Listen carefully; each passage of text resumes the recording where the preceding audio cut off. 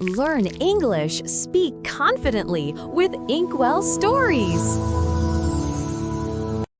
Hello, everyone, and welcome back. I'm Emma, and today we are going to talk about something that every English learner wants to know. How can we remember words more easily? Believe me, this episode will really help you in your daily life. And I'm not alone here. I'm once again with my good friend Alex. You already know him from our earlier episodes. He always shares great tips, so I'm happy to have him with me today. Hi, everyone. Thanks, Emma. I'm excited to be here again. Today's topic is really important because forgetting words is one of the biggest problems for English learners. But don't worry, we'll give you some clear steps that you can use immediately. Exactly! And before we begin, if you enjoy learning English with us, please consider subscribing to our channel. That way, you will never miss our future lessons, and we can keep helping you improve your English step by step. Yes, your support means a lot to us. Now, let's get started with part 1. Why do we forget words so easily? So, Alex, let's start with a question that I think every English learner asks. Why do we forget words so easily? I mean, many people learn a word today, but tomorrow or the next week, they can't remember it at all. It feels like the word just disappears from the brain. Have you ever had that problem? Oh, yes, Emma, many times. I think everyone who learns a new language knows this problem. You read a new word, maybe you write it in your notebook, maybe you even repeat it a few times. But after 1 or 2 days, you look at the word again and it feels completely new, like you have never seen it before. It can be very frustrating. That's true. I think one big reason is that people don't really use the word. They only see it or read it once. And if the brain doesn't see the word again, it thinks, okay, this word is not important. I can delete it. Our memory is like a library, but if we don't take the book out, it becomes dusty and forgotten. I like that comparison, Emma. It's really like a library, and our brain is always deciding what is important and what is not. When you see a word only once, the brain thinks it's not necessary for survival, so it lets it go. But if you use the word often, your brain says, aha, this is important, let me keep it. Another problem is that many learners try to remember too many words at the same time. They open a book or an app and they see a list of 50 or 100 words. Then they try to memorize them all in one evening. That's just too much information. Yes, it's exactly like trying to carry too many shopping bags in one trip. You want to carry everything at once, but you drop half of it on the way to the car. It's the same with words. If you try to hold 100 words in your brain, you will drop 90 of them. That's a perfect example. The brain remembers better when we learn just a few words at a time, maybe 5 or 10, and repeat them again and again. Small steps are better than one big step that we can't really control. Another important reason why people forget words is that they don't connect the word with something personal. Let me give you an example. If I only learn the word umbrella and repeat it 10 times, maybe I will forget it. But if I remember the time when I used an umbrella on a rainy day in London, that memory helps me keep the word longer. That's such a powerful method. When words are connected to our life, to our feelings, and to our experiences, they stay longer in our brain. I remember when I first learned the word sunset. I was traveling and I saw a very beautiful sunset near the sea. Because I had that strong emotional picture in my mind, I never forgot the word. Exactly. Words are not just letters on paper. They are part of our emotions, our stories, our personal world. That's why we remember some words very clearly, because they are connected to something important in our life. Another reason is that many learners don't review the words at the right time. They think, okay, I studied the word today, so I will remember it forever. But memory doesn't work like that. If you don't review the word tomorrow, after 2 days, or after a week, your brain will slowly let it disappear. That's so true. Our memory needs practice, like a muscle. If you train it regularly, it becomes stronger. But if you only train it once, it stays weak. That's why many teachers recommend reviewing words again and again, especially in the first days after you learn them. Yes, repetition is the key. And not just repeating the word in isolation, but repeating it in sentences and in context. For example, if you learn the word healthy, don't just say healthy, healthy, healthy. Instead, say, I eat healthy food. I want to live a healthy life. This salad is healthy. That way, your brain understands the real meaning and keeps it better. I agree. Another small but important reason is stress. Many learners feel nervous when learning English. They think, oh, I must remember every word. And that stress actually makes the brain block information. It's like the brain closes the door. Yes, that's a very interesting point. Relaxation is important.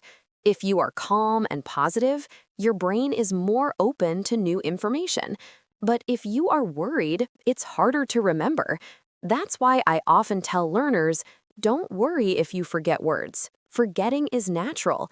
The important thing is to come back and review. That's a good message. So, if we summarize part 1, there are many reasons why we forget words. 1. We don't use them enough. 2. We try to learn too many words at the same time. 3. We don't connect them with our personal life or experiences. 4. We don't review them at the right time. 5. And sometimes stress makes it harder to remember. Perfect summary, Alex. And the good news is that all these problems have solutions. In part 2, we are going to share practical techniques that will make remembering words much easier. Yes, and these are not just theories. These are methods that real learners can use in their daily life, starting today. So don't go anywhere. Part 2 is coming right up. Welcome back, everyone. In part 1, we talked about the reasons why we forget words so easily. Now it's time to be more positive and practical. In this part, we will share useful techniques that can really help you remember words better. Yes, I think this is the most exciting part. Because when we understand the problem, the next step is to find solutions. And the good news is, there are many fun and simple techniques for remembering words. Absolutely. Let's start with one of my favorites, repetition with space. This means that you don't just repeat the word one time, but you repeat it again after 1 day, after 3 days, after 1 week, and so on. This method is called spaced repetition. It trains your memory step by step. That's such an effective technique. Many popular apps use this system, but learners can also do it by themselves. For example, if today you learn the word journey, write it in your notebook. Then tomorrow, test yourself. 3 days later, test yourself again. 1 week later, repeat again. Each time, your brain gets the signal. This word is important. Exactly. And the more you review it in space, the longer it stays in your long-term memory. Another technique I really like is using the word in a sentence immediately. Many people just memorize the translation, like journey equals sayat. But that is not enough. You need to use it in a real sentence like, my journey to the city was long but beautiful. Yes, and you can make it even more powerful by creating a personal sentence. For example, my journey to Istanbul last summer was amazing. Now the word journey is connected to your real life. That makes it easier to remember. That's a wonderful point. Another technique is visualization. When you learn a new word, try to make a picture in your mind. Let's take the word castle. You can imagine a big castle on a hill with flags and strong walls. When your brain connects the word to a picture, it becomes stronger. I love that. Our brain is very visual. That's why flashcards are also useful. You can draw a small picture, or you can find one on the internet and put it on a card. Then every time you see the picture, the word comes back to you.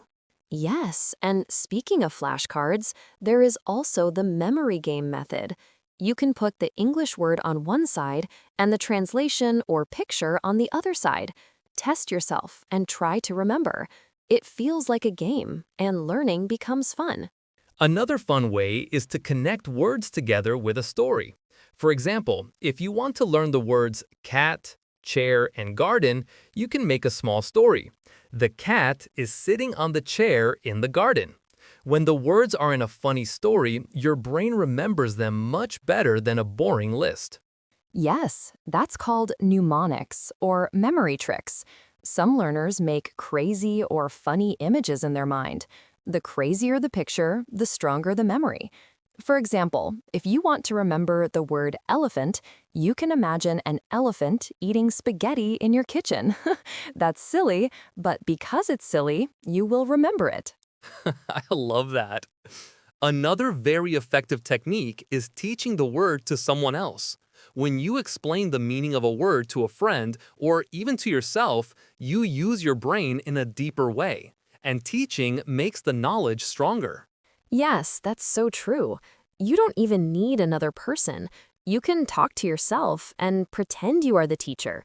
For example, okay, today I will teach you the word polite. Polite means being kind and respectful. For example, saying thank you is polite. If you do that, the word stays in your memory longer. Another technique is using the word in different situations. Let's say you learned the word delicious. You can use it when you eat pizza, when you drink coffee, when you try a cake. Each time you say, "This is delicious," you make new connections in your brain. That's brilliant. The more contexts you use the word in, the stronger the memory. And don't forget, you can also write the word in a journal. For example, today I had delicious food with my family. Writing is another way to repeat and use the word. Yes, journaling is excellent. It doesn't have to be long. Just 2 or 3 sentences a day are enough. And after 1 month, you can look back and see how many words you used. That will make you feel proud. Another great idea is listening and speaking practice. If you hear the word many times in songs, podcasts, or movies, it becomes easier to remember. And if you also say the word out loud, your mouth and ears help your brain remember it better. That's so true. I often tell learners to repeat after movies or podcasts. Just hearing your own voice using the new word makes it more natural. It's not only a word in your notebook anymore, it's a word in your speaking. And here's one last powerful tip. Make vocabulary learning fun. If it feels like a boring school task, your brain won't enjoy it. But if you play games, make stories, or laugh at silly images, your brain will say, yes, let's keep this word. I love that idea. Learning words doesn't have to be serious all the time. It can be creative, fun, and full of imagination. That way, you will want to continue learning every day. So to summarize part 2, 1. Use spaced repetition. 2. Make personal sentences. 3. Visualize pictures. 4. Use flashcards and games. 5. Create stories or mnemonics. 6. Teach the word to someone else. 7. Use it in different situations. 8. Write in a journal. 9. Listen and speak with the word. 10. And finally, make it fun. Perfect! If our listeners use even 2 or 3 of these techniques, they will already see big progress. And if they use all of them, remembering words will become much easier. Exactly. So don't be afraid of forgetting. Use these techniques and you will see that your vocabulary will grow day by day. In part 3, we will talk about how to build a long-term system for vocabulary learning, so stay with us. Welcome back, everyone. This is the last part of our episode on how to control your emotions. Alex and I have already talked about understanding emotions and using techniques like breathing, journaling, and reframing. But now, let's focus on daily life situations where you can actually apply these skills. Because controlling emotions is not just theory, it's something you practice every day. Exactly, Emma. Sometimes people think, oh, I'll be calm when a big problem comes. But the truth is, calmness is like a muscle. You train it in small situations first. For example, when someone cuts in front of you in traffic, when you spill your coffee, or when your friend arrives late. Those little moments are practice. Yes, let's start with one example. Imagine you are waiting in line at the supermarket and someone jumps ahead of you. What do you feel? I would probably feel angry. My first thought would be, that's not fair. But if I react strongly, maybe I shout, maybe I make a big scene, then I'm not really controlling my emotions. Instead, I can take a breath and think, okay, maybe they are in a hurry. I can let it go. My peace is more important than fighting. That's a very good mindset because many times we lose energy on small things that are not worth it.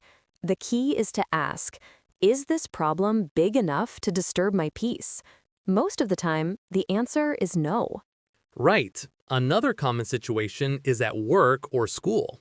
Maybe your teacher, your boss, or your classmate says something you don't like.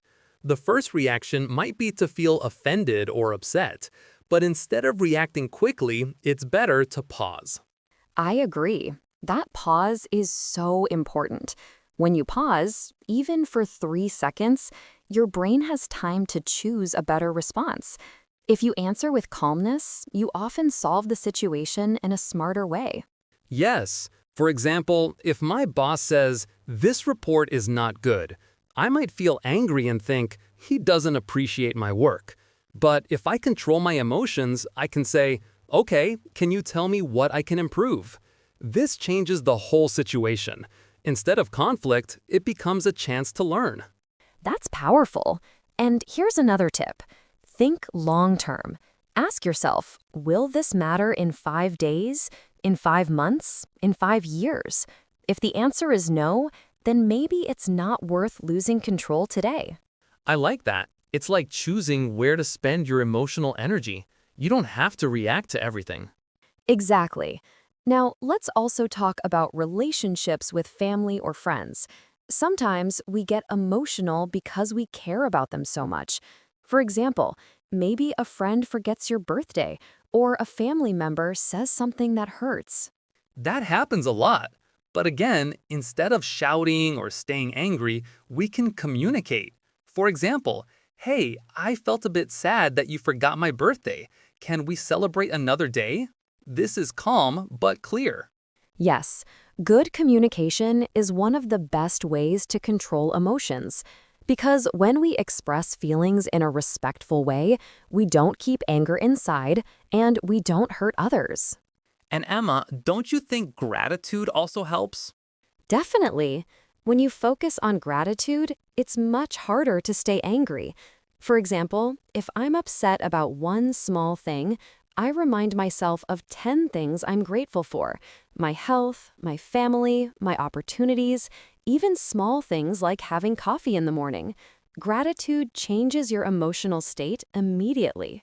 Yes, gratitude is like emotional magic. It shifts your focus. So, let's put it all together. How do we stay calm in everyday life? 1. Practice in small situations. 2. Pause before reacting. 3. Choose peace over conflict. 4. Communicate with respect. 5. Focus on gratitude. That's a wonderful list. And the more you practice, the stronger your emotional control muscle becomes. Yes, and remember, it's okay to make mistakes. Sometimes you will lose your temper. That's normal. The goal is not to be perfect, but to improve step by step. Absolutely. Emotional control is a journey, not a destination. So, dear listeners, thank you for joining us in this episode of English in Real Life. We hope these examples and tips help you not only learn English, but also live a calmer, happier life. And don't forget, every time you practice English with us, you're also practicing patience and focus, which are part of emotional control. That's so true. And if you enjoyed this episode, please subscribe and join us next time. We'll continue with more real-life situations and English practice. Yes, stay calm, stay positive, and keep learning. See you soon.